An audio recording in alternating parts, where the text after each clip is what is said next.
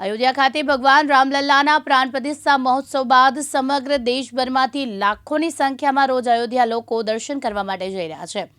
Bharatiya Janata party દ્વારા પણ અલગ અલગ વિસ્તારોમાંથી ખાસ કરીને લોકસભા મત વિસ્તારમાંથી અયોધ્યા ખાતે ભગવાન રામલલ્લાના દર્શન કરવા માટેની વ્યવસ્થા કરવામાં આવી રહી છે, જેમાં ઉધના રેલવે સ્ટેશન ખાતેથી માત્ર મહિલાઓને લઈને સ્પેશિયલ ટ્રેન રવાના થઈ હતી। ભાજપના પ્રદેશ અધ્યક્ષ સી.આર. પાટીલ અને લોકસભા મત વિસ્તારમાં આજે 1344 જેટલી મહિલાઓને એકસાથે અયોધ્યા ખાતે દર્શન કરવા માટે સ્પેશિયલ ટ્રેનની વ્યવસ્થા કરવામાં આવી। ઉધના રેલવે સ્ટેશન ખાતે જય શ્રી રામના નારા લગાવી મહિલાઓ ભગવાન રામલલ્લાના દર્શન કરવા માટે રવાના થઈ। મહિલાઓના ચહેરા ઉપર ભગવાન રામના દર્શન કરવાનો ઉત્સાહ સ્પષ્ટ દેખાઈ આવ્યો હતો। પરિવારના સભ્યો અને ભારતીય જનતા પાર્ટીના શહેર પ્રમુખ સહિતના હોદ્દેદારો ટ્રેનને રવાના કરવા પહોંચ્યા। ભાજપ શહેર પ્રમુખ નિરંજન ઝાંઝમેરાએ જણાવ્યું કે નવસારી લોકસભા મત વિસ્તારમાં આવતી લિંબાયત, મજુરા, ચોર્યાસી અને ઉધના મળી કુલ 4 વિધાનસભામાંથી 1344 જેટલી મહિલાઓને ભગવાન રામલલ્લાના દર્શન કરવા માટે સ્પેશિયલ ટ્રેન રવાના કરવામાં આવી છે। આજે કરોડો લોકોનો આસ્થાનું સ્થાન રામચંદ્ર ભગવાનનું મંદિર પ્રાણ પ્રતિષ્ઠા 22 જાન્યુઆરી થઈ ત્યારથી સમગ્ર ભારતમાંથી અલગ અલગ વિસ્તારોમાંથી ટ્રેનો પ્રસ્થાન થઈ રહી છે। નવસારી લોકસભામાંથી આજે 4 વિધાનસભા આવે છે, ઉધના, મજુરા, ચોર્યાસી અને લિંબાયતના બહેનો માટે ખાસ 4 ટ્રેનોની વ્યવસ્થા કરેલી છે। આજે આ ઉધનાથી આ એક ટ્રેન જાય છે અને 1 તારીખે બિલ્લીમોરાથી એક ટ્રેન રવાના થઈ રહી છે। સાહેબે જાહેરાત કરેલી કે તમામ બહેનોને હું અયોધ્યાના દર્શન કરાવીશ રામલલ્લાનું।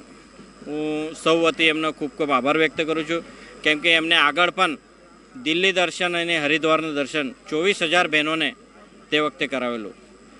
તો આજે આ કાર્યક્રમમાં ઉપસ્થિત આપણા શહેરના અધ્યક્ષ નિરંજનભાઈ ઝાંઝમેરા, મહામંત્રી કિશોરભાઈ બિંદલ, યુથ ફોર ગુજરાતના પ્રમુખ જિગ્નેશભાઈ પાટીલ, શહેરના મંત્રી પ્રદીપસિંહજી, સૌ વોર્ડના કોર્પોરેટરશ્રીઓ, પ્રમુખશ્રીઓ ખૂબ મોટી સંખ્યામાં રામચંદ્ર ભગવાનના દર્શન કરવા જઈ રહેલા બહેનોને શુભેચ્છા આપવા આવ્યા છે।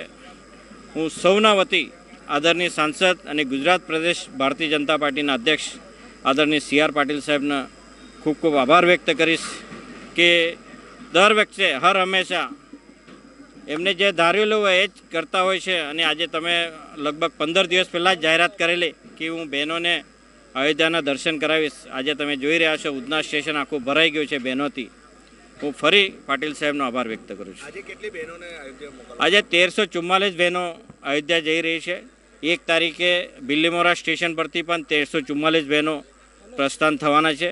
એ જ રીતે જેમ જેમ ટ્રેન મળતી જશે તેમ તેમ અમે બહેનોને મોકલીશું। અયોધ્યા ખાતે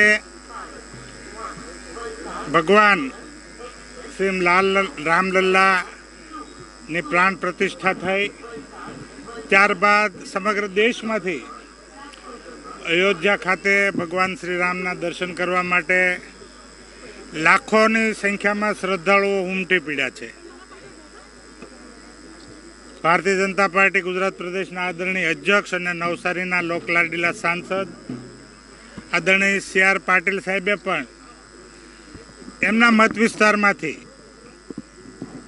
ખાસ કરીને બહેનો અયોધ્યા ખાતે જઈ અને ભગવાન શ્રી રામલલ્લાના દર્શન કરે તેવી યોજના બનાવી, જાહેરાત કરી અને આજે એનો અમલ પણ થઈ ચૂક્યો છે।